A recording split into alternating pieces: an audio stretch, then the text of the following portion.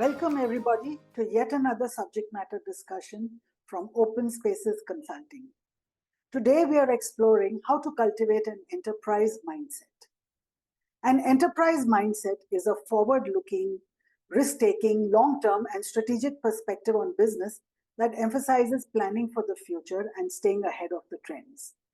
A traditional mindset has an efficiency-oriented operational focus that looks at immediate results, emphasizing stability, optimizing current processes, and achieving your annual goals. In other words, how can strategic thinking, innovation, and cross-functional collaboration drive innovative and sustainable growth and long-term success? In a rapidly changing business landscape, adopting an enterprise mindset is crucial for staying ahead of the curve and creating lasting value. We'll discuss how to balance immediate goals with future vision, foster a culture of innovation, and integrate ethical practices into our strategy. Let's engage in thoughtful dialogue and share insights that will empower us to think beyond the conventional and lead our organization towards greater heights. Okay, so we have our subject matter expert with us today. He is S.V. Nathan, author, learner, TEDx speaker, and also above all a human being. He is the CEO of Visara Human Capital Consulting, and in his former avatar, he was a partner and chief talent officer of Deloitte India for over 13 years. So Nathan, we are speaking to an audience here today consisting of middle to senior to top level managers of an organization, and we are doing a training program on enterprise mindset, and this is the capstone on our 2-day-long training program. And I do believe the conversation we're about to have can be a game changer for everybody who's tuning in, not only during this program, but even otherwise later on YouTube when we upload this video. So one of the things that we find in many organizations today, they are caught up with meeting their targets and their goals and their short-term, quarter se quarter tak, kind of an outlook in life. And they don't think about the long-term impact of their action. They're only concerned with the here and now and what can I get out of my actions today. But we do know that enterprise mindset requires us to think more strategically and think more about the long-term vision. So what are some of the things you can recommend that organizations do that can help align day-to-day activities with the company's broader vision? First of all, Anita, thank you so much for inviting me to speak to your audience. This is very special because it comes from you, a person who I've known for several years, a wonderful human being, a great leader, a wonderful facilitator, but above all, somebody who injects a lot of knowledge, experience in a very nice and subtle way at a subliminal level that stays. So thank you so much for what you do, Anita. What you do makes an impact. Thank you so much for your kind words, Nathan. I'm taken by surprise and I'm quite breathless with whatever you just said. So thank you so much. So here is a response to you. See, I think if you look at an organization has a purpose.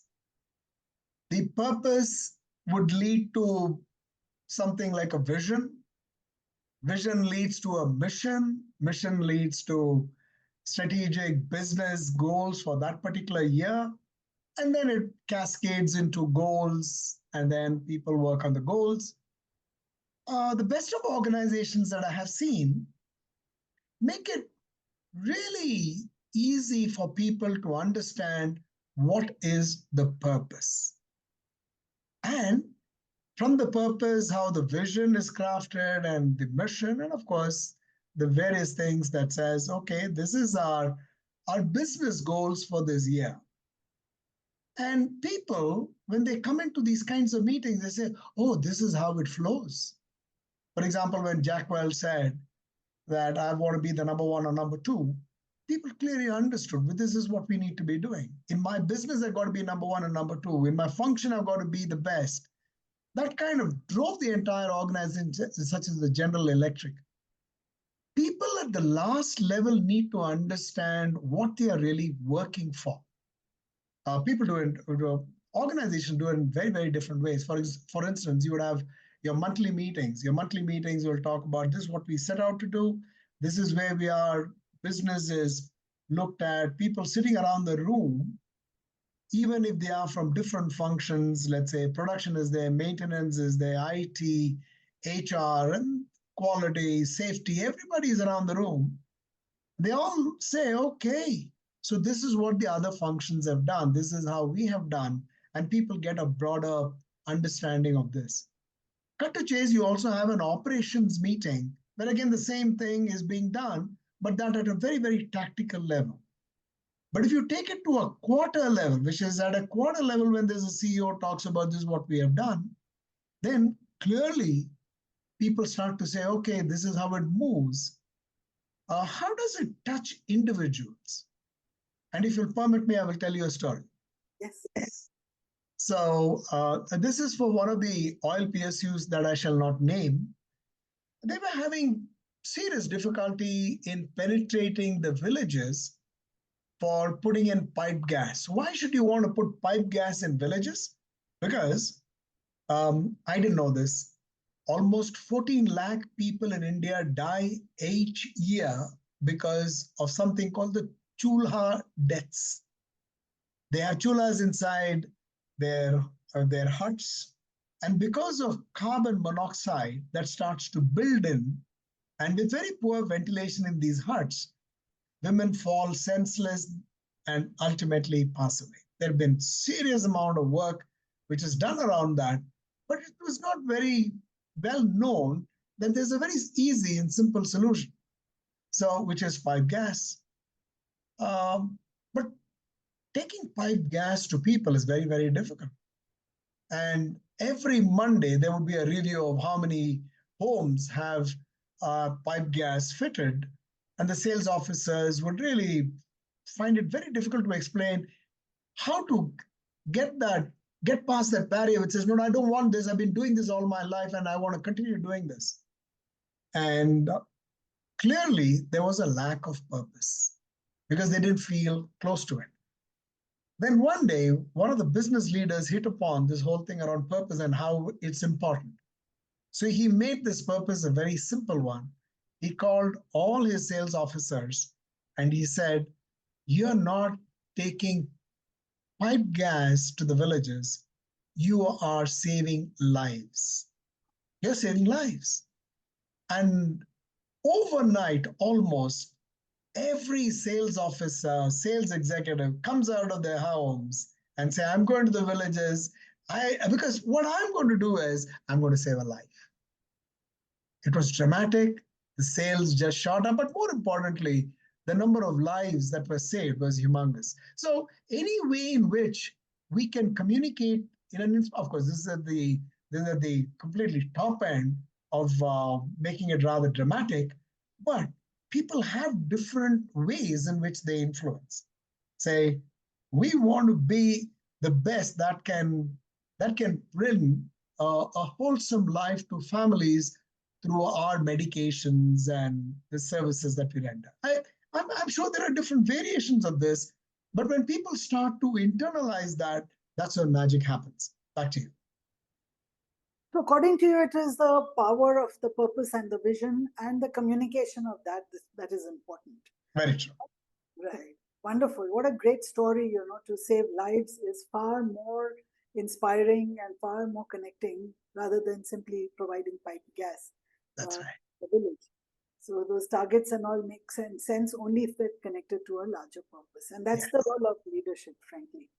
So what do you think, culturally there are a lot of barriers, structurally also there are a lot of barriers. So how do you think we can, cut across what kind of cultural barriers do we encounter, so that we can foster this kind of enterprise mindset where there's innovation and, more calculated risk taking in the organization?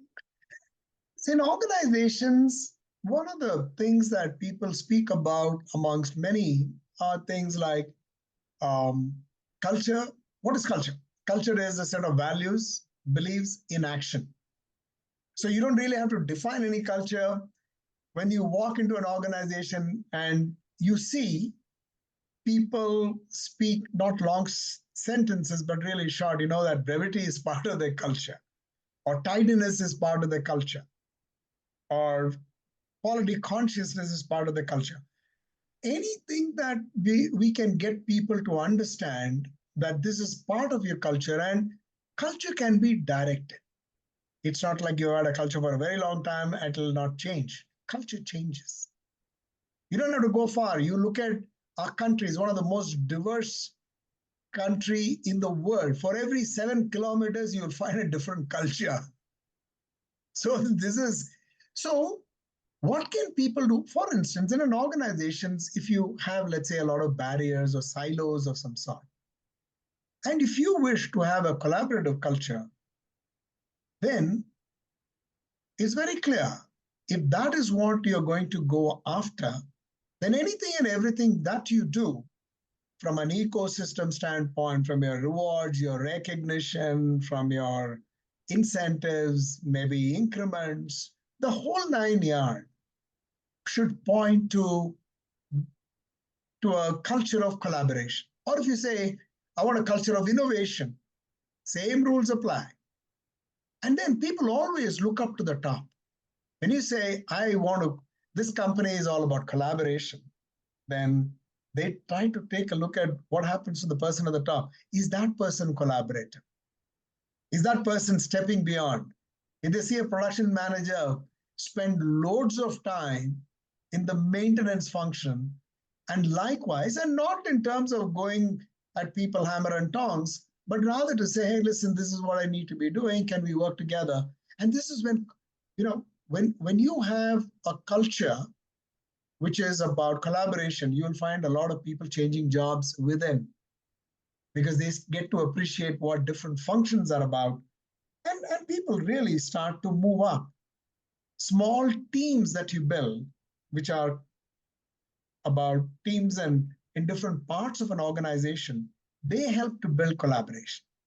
So culture is about what you wish to define, and then how do you engage through actions, not these big boards of wisdom which says we are and put down 5 things that you may not even believe in. Back to you. Such as motherhood statements. Exactly. So according to you, collaboration is the key, aspect of organization culture that will enable us to take risks and innovate and look at long term and not just get caught with our short term day to day goals that we keep chasing. But one of the big problems, Nathan, that we find is that organizations tend to, even today, in modern world today, still work in silos. So there is a marketing silo, there's a HR silo, there's operations, there's R&D, and all the other finance. They're all like vertical silos, and collaboration across these departments sometimes does not happen, or happens only at the very top. And at the bottom levels, people still looking at just what is my job and I have to do my role without looking at how can I collaborate across my function. So what are some of the things that you would recommend organizations do to break down these silos and promote cross-department, cross-functional collaboration? I think it should start with a cross-functional teaming, and teaming is always at the top. If you have 4 significant leaders in an organization come together and say, this is the problem that we want to solve for, and people down the line get to see that this is what is happening at the top. And then behaviors, because many of us are about conformance, right? I mean, we don't want to be completely different. So there are swim lanes, we'd like to swim in them. But once in a while, it is important to swim in a completely different lane altogether. So if you have cross-functional teams coming together, that is one way. Another way which other companies have done, and some companies in India have really mastered this art. Doesn't matter which door you came through. You could be an engineer, which hired only for a specific purpose in production. You could have the same engineer move to, let's say, engineering services, not production. From there, they could go to maintenance, or maybe they go to R&D. It doesn't matter. What happens really is you're building a leader for tomorrow. A leader for tomorrow is built not because they are functional experts, which they could be, but more about how they have worked in different parts of an organization.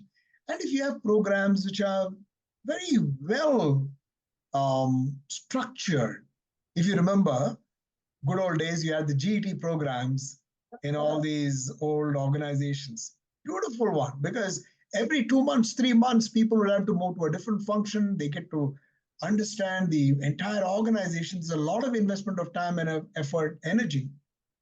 And at the end of it, one person, not necessarily they got to get into the place that they really love working. So if you start to put people in different places, it'll work, of course.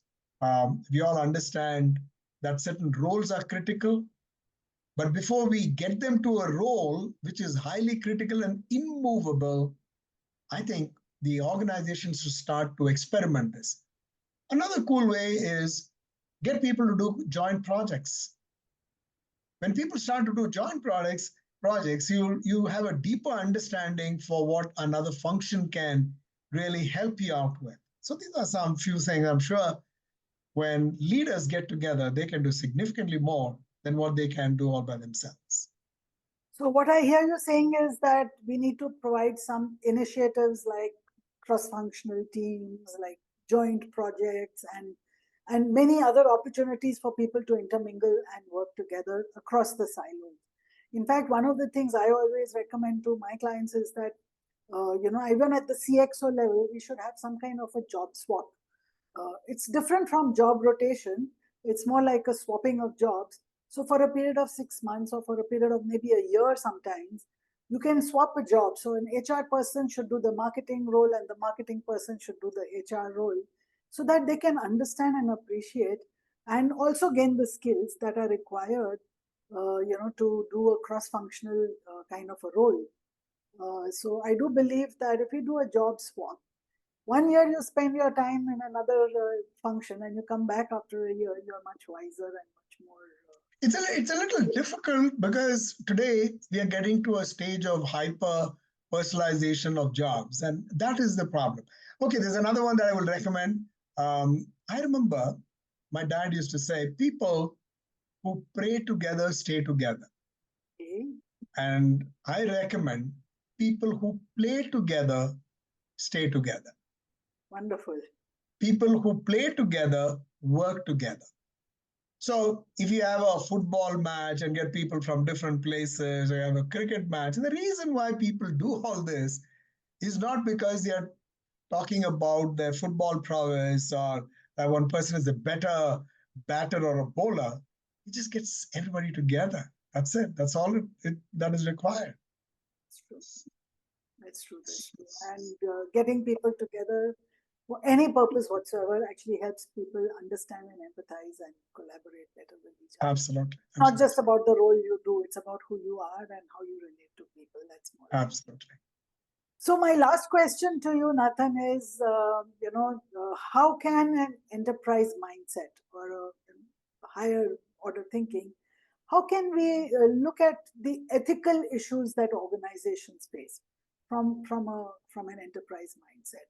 So there are a lot of things going wrong with ethics today. So what do you think the organization or the enterprise's role is in integrating all these ethical aspects into their business decisions?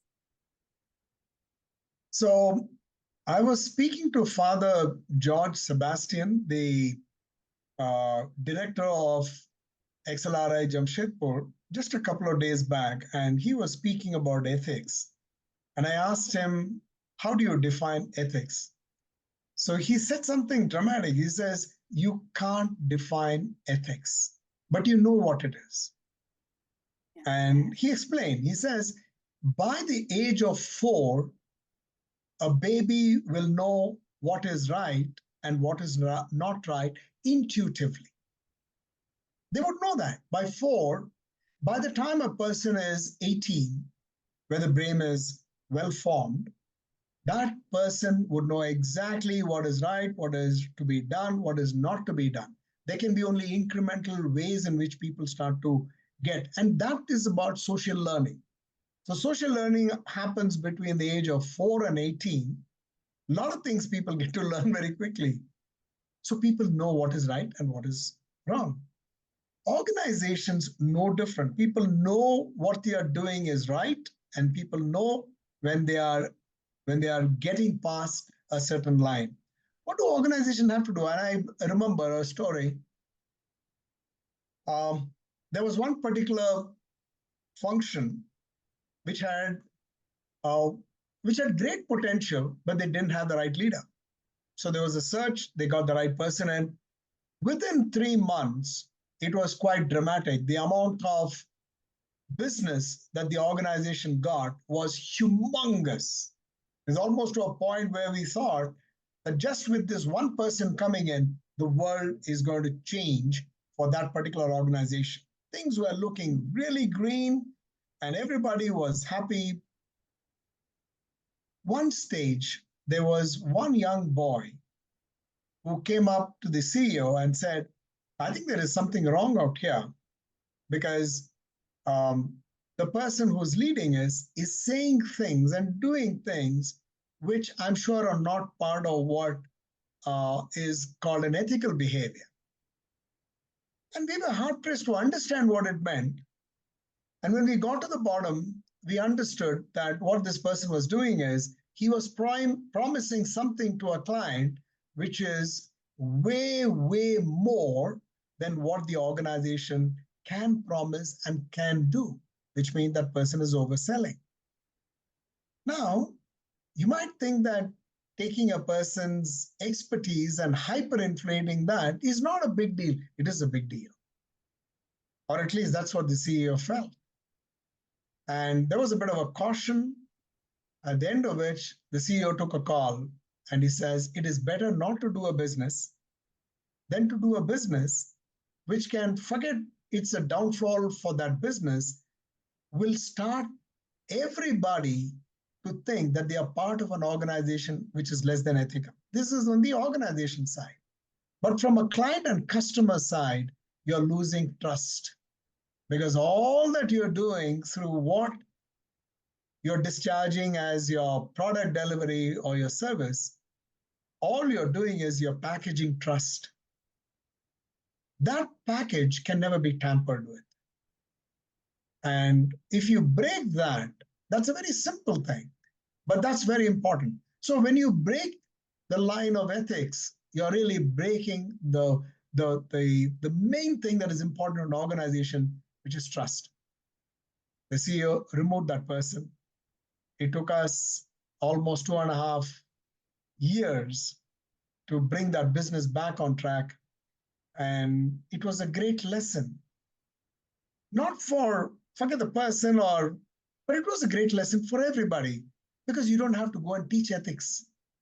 Of course, ethics is very much part of you come in, you have to do a mandatory training in ethics. They are all reminders, they are nudges.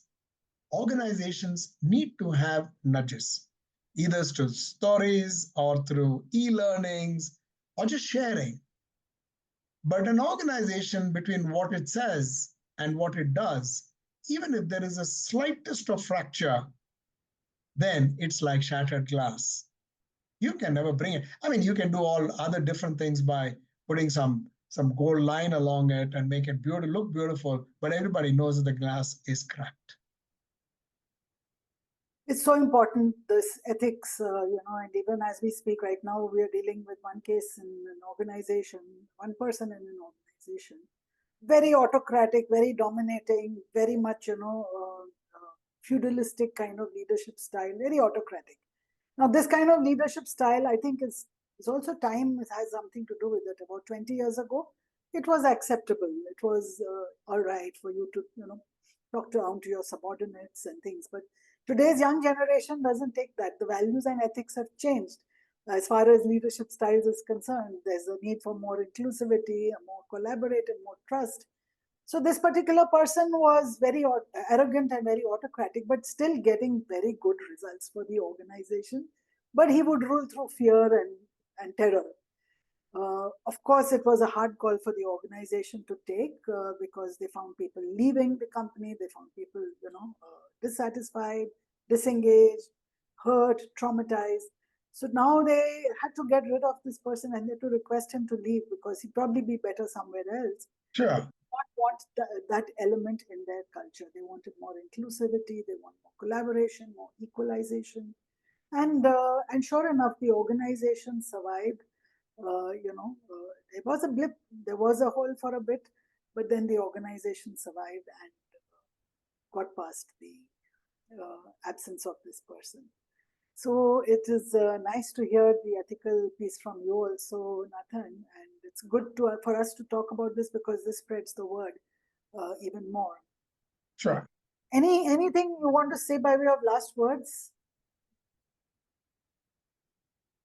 The only thing that I won't say they are last words of some sort, but I'll just say this. We have an opportunity as leaders to make a difference. Many of us think that leadership is always at the top. You have your spheres of influence. Anything that you can do that can elevate just not you, but people around you, the organization, and in line with what the organization wants to do, that can be very, very enlivening. Much after you've done your tour of one particular role, and when you come out and you start to think about that particular role, the only thing that you leave behind are the values of what you have been as a leader and the way in which you've been able to liberate people and their potentialities. This is an opportunity. It is invaluable. It's a privilege given to you. It's a privilege given to us. Let's use that privilege. Back to you. Leadership is a privilege and an Yes. honor and Yes. an opportunity to contribute. Absolutely. Let's do the good job of that. Thank you so much, Nathan. You have been so lucid. You have been so eloquent. You have told us so many stories and very impactful statements. And for those of you who would like to know, Nathan publishes very regularly, a short, very intense statement called Office Truths. Follow the hashtag Office Truths. You will learn a great deal in life about what leadership is about and what working in organizations is about.